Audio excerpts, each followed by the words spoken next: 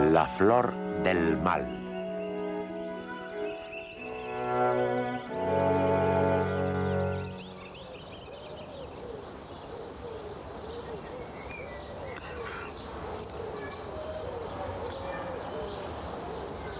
Oui. C'est cette crête. Oui, Ah, ici, c'est ici, celle-ci, ici, ah oui, ici. d'accord. C'est le long de la ligne de Oui, crête. oui, comme D'accord, ça. celle-ci, là. Donc, ici, peut-être, voilà, Band cut something. Voilà. 20 oui. Ouais, Et d'accord. un petit peu ici. Una adormidera amapola se mira desde cerca cuando uno es acuarelista o profesor de dibujo en el museo.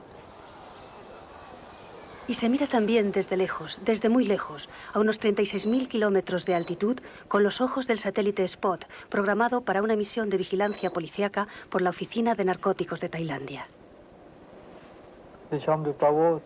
Los campos de adormidera amapola son así. Es esto. Todo esto. Porque en ellos hay límites y colores. Es muy diferente de estos otros campos. En la imagen del satélite, la vegetación aparece en rojo y no en verde. De todas formas, no se puede ver directamente y hace falta compararla con otras tomas hechas desde menor altitud.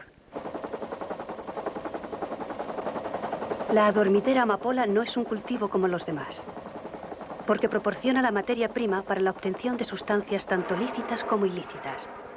Medicinas como la morfina o la codeína, drogas como el colo o la heroína.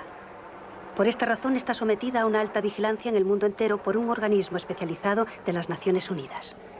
Lo que no impide, naturalmente, que se mantenga una producción ilícita, como en Laos, donde es tradicional, o en regiones de cultivo más reciente, como en Colombia.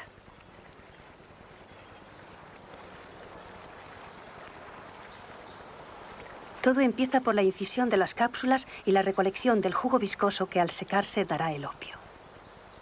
El opio se puede absorber de múltiples maneras, incluso como aquí en China en la comida. El arte de comer opio estuvo muy de moda en Europa en el siglo pasado.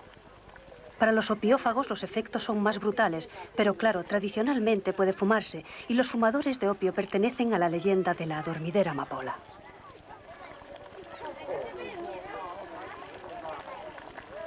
Je pense que ça peut vous faire plaisir. Oui. Hein? C'est un vieux truc. C'est long, c'est loin tout ça. Hein? Elle est belle, c'est merveilleuse d'ivoire. C'est d'ivoire. Avec une patine. Et celle-là qui est encore plus extraordinaire, qu'un connaisseur comme vous appréciera, avec le téton, en embout. Ouais. J'étais bien jeune, vous savez. Yo era bien joven, ¿sabe? Yo empecé a los 19. Estaba tan loco por eso. Me habían dicho que tenía que ingerir realmente, y sin respirar. Entonces me metía en apnea, y guardaba el opio en mí en 50 segundos, 90, 120, y luego lo echaba. Bueno, está el decorado, muy, muy importante. Está la lámpara, el chisporroteo. Luego hay la inspiración. Y todas las puertas de la comunicación se abren. Y además, se obtiene como una especie de dilatación del encéfalo. Una especie de prurito cerebral. Sobre todo al principio. Una maravilla.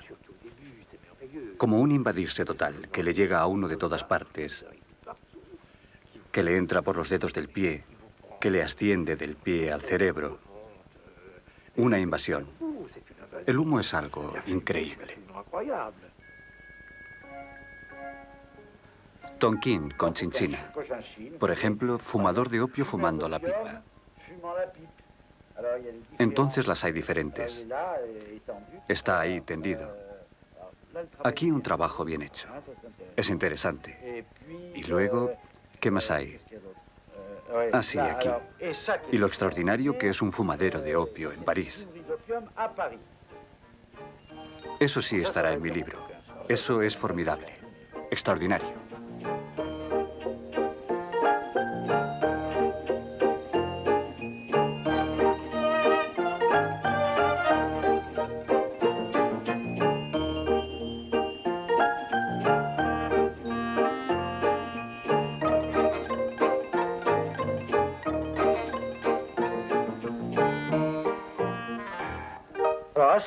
Saigón, aquí se ve la manufactura del opio, porque todo el opio pertenecía a la administración. Esta lo vendía. La calidad estaba asegurada y de paso el Estado se llevaba su parte.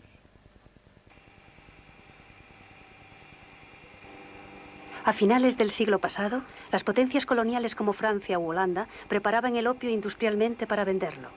O mejor dicho, lo imponían a los pueblos de la región. 50 años antes, la misma actitud por parte de Inglaterra provocó con China lo que se llamó la Guerra del Opio.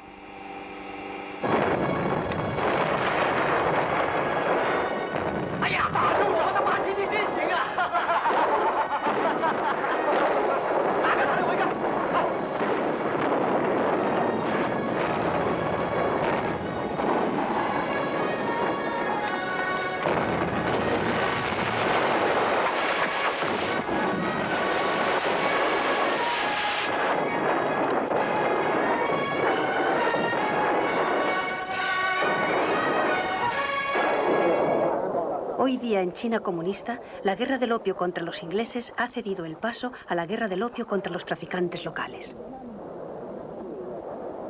Lo cual no impidió que el régimen participara más o menos directamente en el tráfico del opio hacia los países occidentales como estrategia política de desestabilización.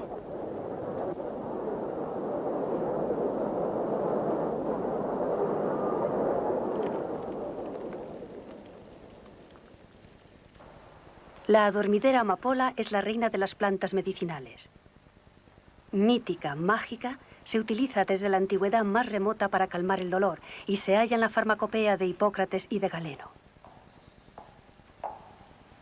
Aparece tanto en los bajorrelieves de los palacios de Mesopotamia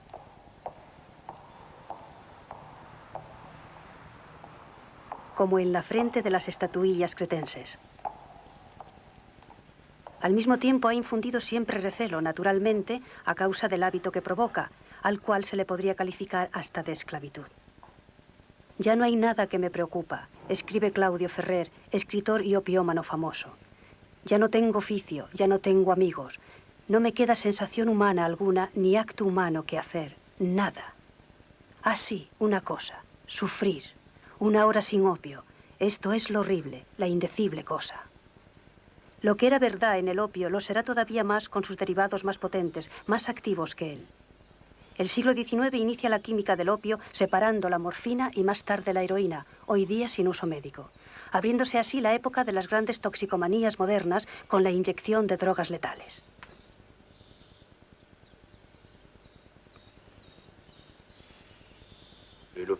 El opio era una droga de lujo, una droga de ricos. Es una droga hecha para los que no tienen necesidad de ganarse la vida. Yo tenía esa necesidad, y cuanto más me intoxicaba, más dinero necesitaba. Eso es el ciclo infernal. Una inyección de 2 centígramos puros hace el efecto de 10 pipas de opio de golpe. Ahí está todo. Ahí está el drama de la heroína.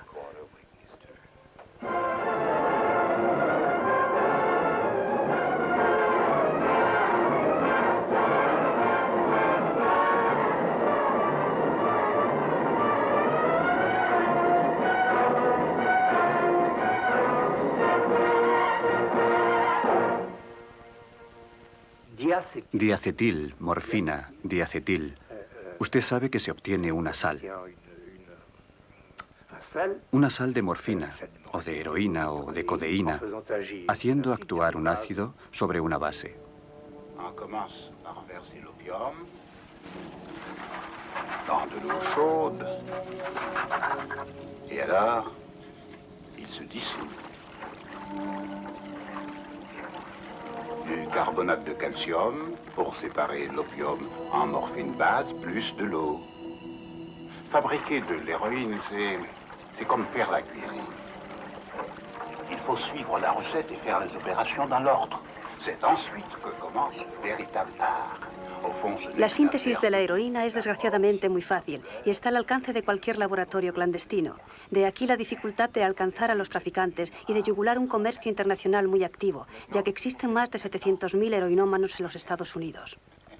El laboratorio clandestino de Pakistán fabrica la heroína de manera artesanal, obteniendo un producto de un 80% de pureza.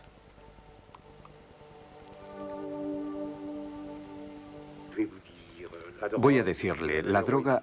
No, la heroína ataca las células del cerebro. Y cuanto más se debilita su organismo, más se carga la sangre de materias tóxicas y más su cerebro, que estaba ya excitado, alerta, brillante al principio, más se apaga. Eso es lo trágico, ¿entiende? Eso es lo que me ocurrió a mí personalmente, puesto que me contaban luego qué personaje tan espantoso me volvía. Yo no me veía como tal. Nadie me quería en una clínica, en las clínicas de las afueras como París, porque decían, va a diñarla, va a reventar. Estuve en Meudon y me fue bien. Estuve 8 meses encerrado y hasta ahora. Yo creo que necesitaba realmente un bastonazo del destino. Tenía que salir de ahí completamente vacío, sin nada, sin esperanzas y sin miedo, pero sin esperanza, encallado como un pez en la arena. Al cabo de 8 meses, no solamente uno ha perdido la costumbre de la droga, lo que es importante, aunque el dolor persista, aunque siga habiendo insomnios, pero se ha perdido la costumbre de pincharse. Y en cuanto uno coge una jeringuilla, se pone a temblar. Yo que me pinchaba a través del pantalón de pana, me pinchaba. Y sin embargo, estuve en conflicto permanente con los objetos y con una destreza diabólica.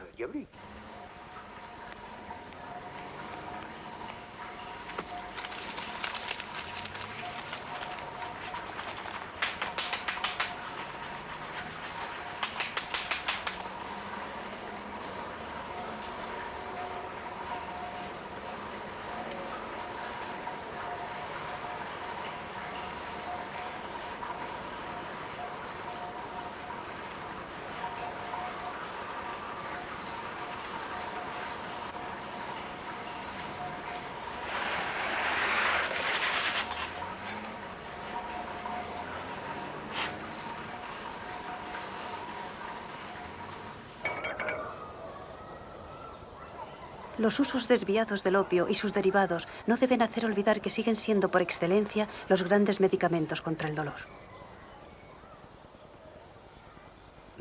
Desde los tiempos más remotos se utiliza el opio, y de hecho mucho más por su acción sedativa y de recompensa que por su acción analgésica. Finalmente, hace poco tiempo que se utiliza el opio, o más precisamente una sustancia que tiene el opio que se llama morfina, por su acción analgésica. Hace poco más de un siglo. Eso es algo más de un siglo, mientras que el problema de la morfina es prácticamente el analgésico más potente que existe actualmente. El problema de la morfina es que siguen existiendo ciertos... Dicha sustancia tiene ciertos efectos secundarios, en particular la depresión respiratoria y también efectos de acción y tolerancia. Y naturalmente el problema de la toxicomanía, que va pareja con la utilización crónica de morfina.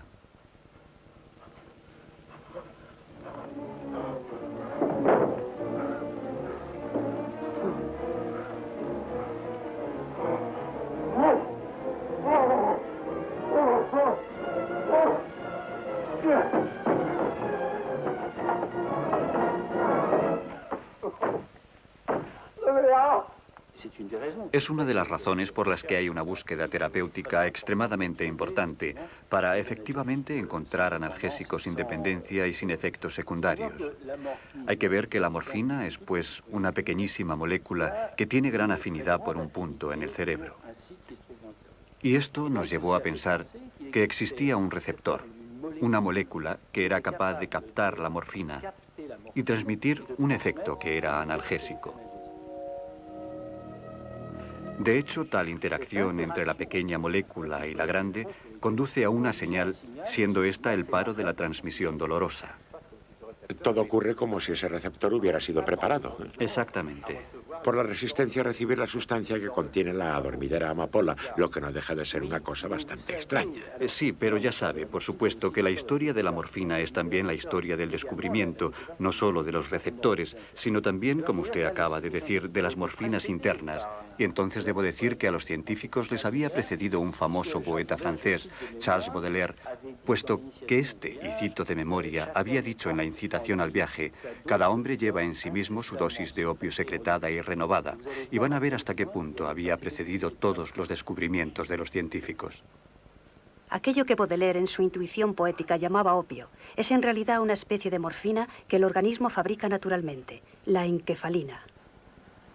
Pero esta encefalina no puede asegurar la misma protección contra el dolor, puesto que es inmediatamente destruida por una enzima que el organismo secreta también. Bastaría, pues, comparar la acción de tal enzima para que nuestras morfinas naturales mantuvieran su eficacia.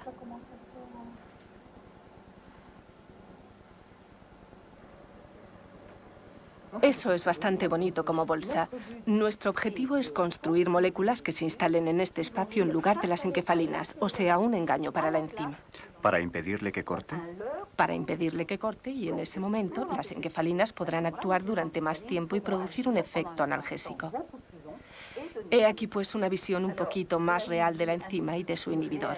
Aquí tenemos en rojo la estructura compacta de la enzima y en el interior ese pequeño inhibidor en amarillo que va a moldarse exactamente a la forma del lugar activo. Entonces el inhibidor ha bloqueado completamente a la enzima durante mucho tiempo. ¿Y eso es la molécula que usted ha inventado? Que hemos sintetizado adrede para esta enzima. De hecho, usted trabaja en lo que podríamos decir una especie de perfeccionamiento de la enzima. ¿Cómo?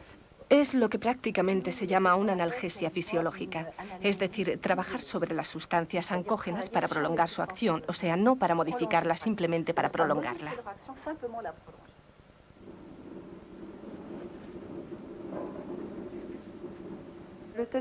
El test que utilizamos más a menudo es el de la plancha caliente. Se trata de una plancha caliente a 55 grados y ponemos al animal en esta plancha y medimos dos reacciones. Una, el tiempo de latencia en el que se lame las patas, reacción en la que siente el calor.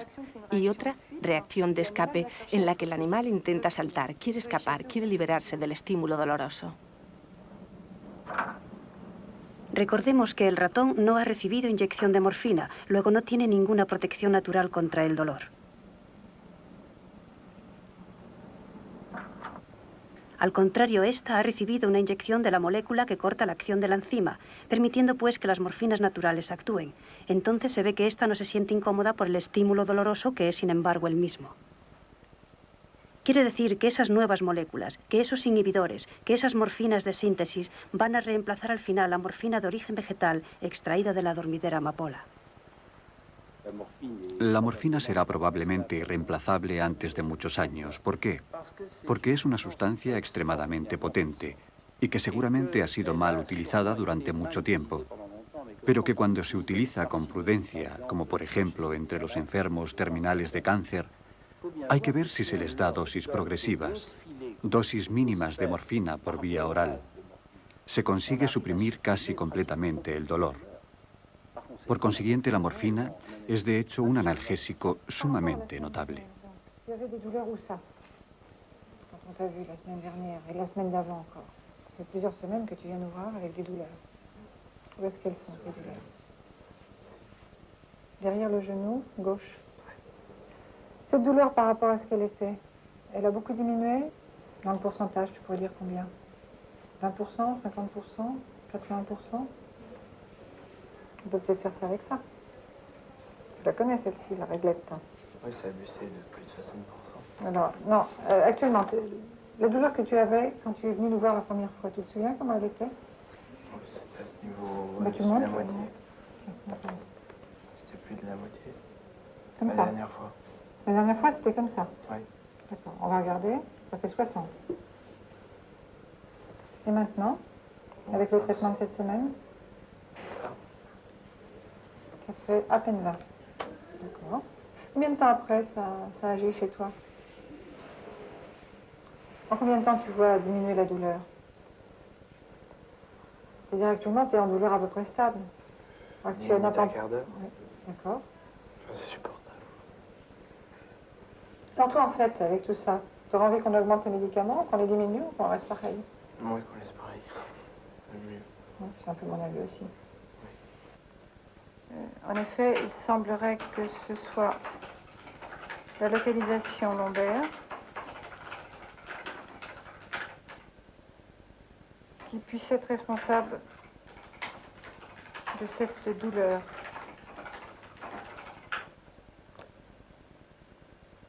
La maman est inquiète car elle pense que si on fait disparaître la douleur, on risque de masquer l'évolution de la maladie.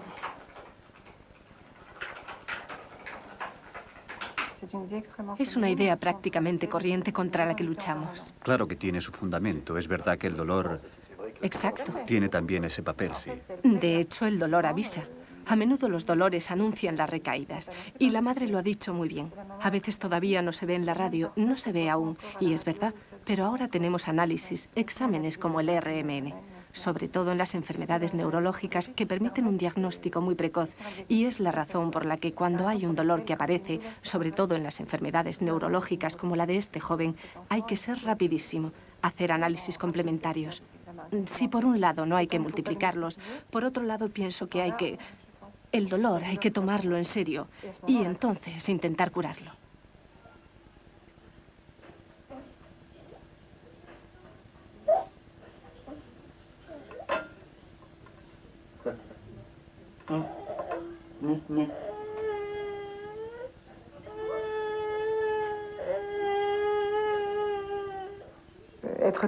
Al trabajar en un hospital como este, aliviamos a unos enfermos y también enseñamos a los que por aquí vienen que hay medios para tratar el dolor del cáncer.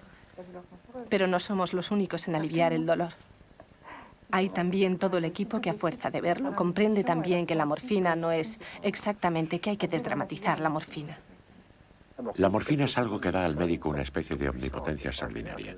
El médico, gracias a la morfina, es aquel que puede hacer parar lo insoportable. Este lo hace cuando quiere, o sea, menos a menudo de lo que quizás pudiera hacerlo. Es en todo caso lo que yo observé durante todo el siglo XIX, en el que a pesar de tener a su disposición, le repito una vez más, la morfina, 1802, el cloroformo para las anestesias mucho más tarde, 1834, pero entre 1834 y 1847 es el momento en que por fin se aceptan las anestesias, mientras que las academias de medicina de distintos países, de los grandes países, diría yo, científicos, Alemania, Francia, Inglaterra, Estados Unidos, condenan la anestesia como algo imposible. No hay que hacerla.